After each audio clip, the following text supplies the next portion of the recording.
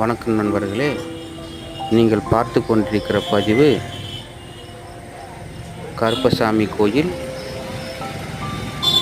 18ஆம் படி கருப்பசாமி கோவில் என்று அழைக்கப்படுகிறது. இந்த கோவில் ஸ்ரீபெரும்புதூர் அருகே அமைந்துள்ளது.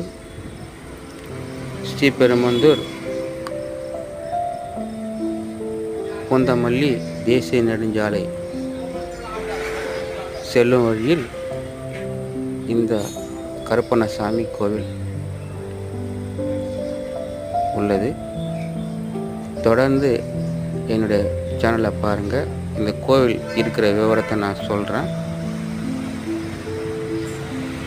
லைக் பண்ணுங்கள், ஷேர் பண்ணுங்கள், சப்ஸ்கிரைபர் பண்ணுங்கள். Shanmugam explorer channel.